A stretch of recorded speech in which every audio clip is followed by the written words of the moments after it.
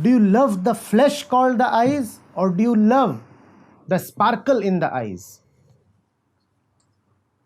Hmm?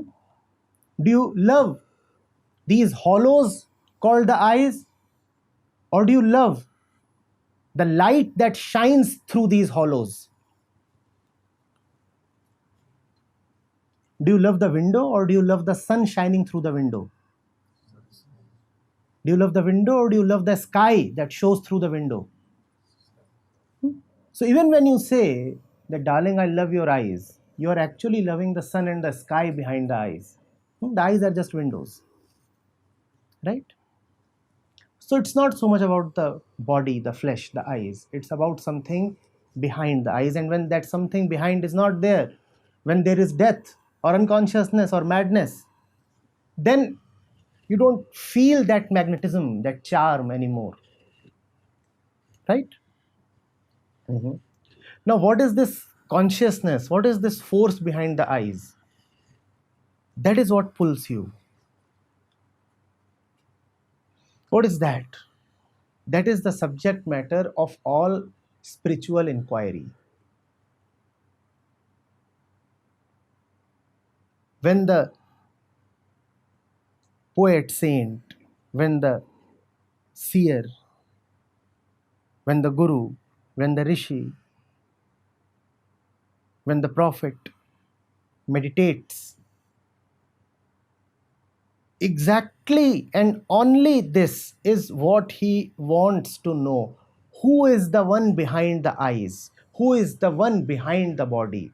Who is the one sitting at the heart? What is this thing called prana?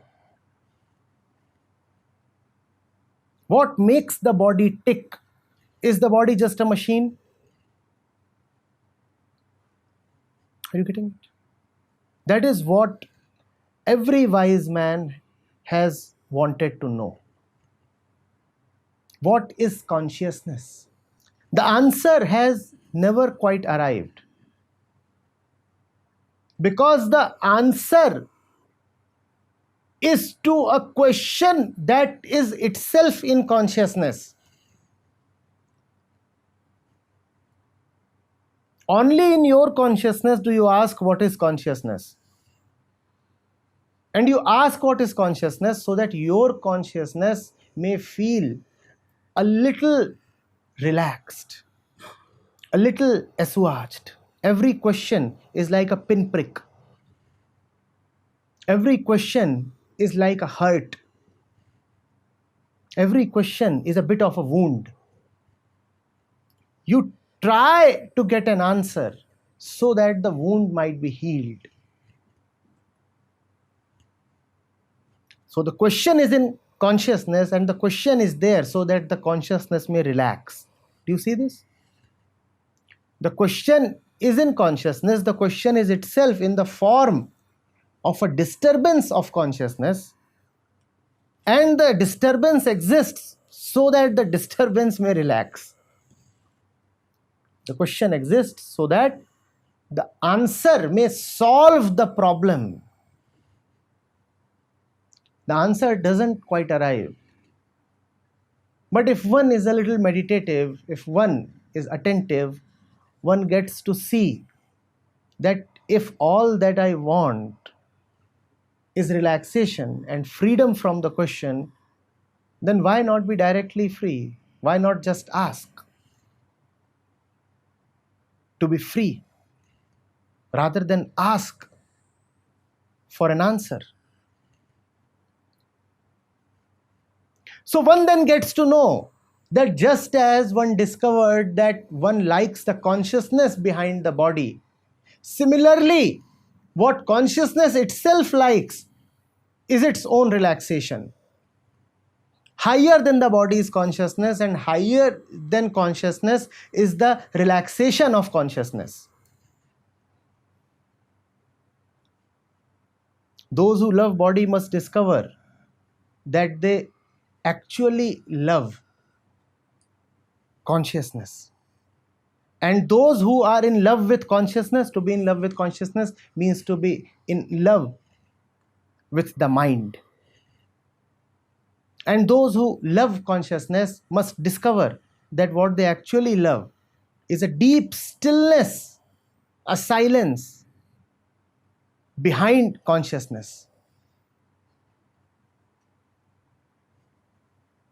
Finally, it is that silence that is the most lovable. Finally, it is that silence that enarmors you. You are madly in love with that final stillness. But because you are not penetrative enough, so you keep thinking that you are in love with a superficial body.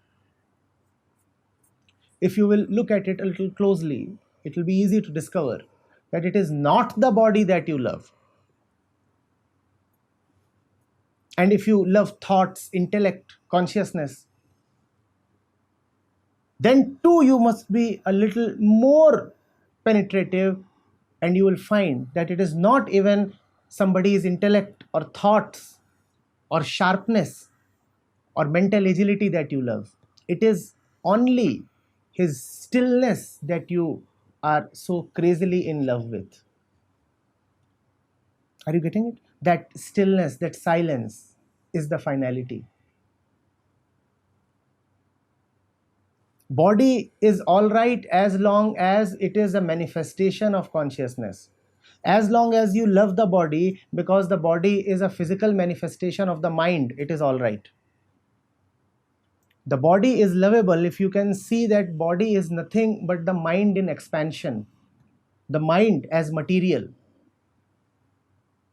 Then body is lovable. And the mind is lovable as long as you can see that the mind is nothing but the center, the stillness, the silence in expression, in manifestation. The mind is an expression of the source, and the body is an expression of the mind. Then the mind and the body both are lovable. When you are in love with the source, then the mind is lovely. When the mind is lovely, then the body is lovely. But if you are a body lover without knowing consciousness, then life is hell. And if you are a mind lover without knowing the base, the source of mind, then again life is hell. That is why the author is saying that to love a human being is utter hell. Because when we say that we love a human being, what we mean is that we love the other's body. I repeat, the body is sacred when it is an expression of the mind, when it is understood as an expression of the mind. And the mind is sacred when the mind is an expansion, a manifestation of the center, of stillness, silence, of nothingness. Starting from the start, everything is wonderful. But if you are crazy after the fruit with no reverence for the root, then life is hell.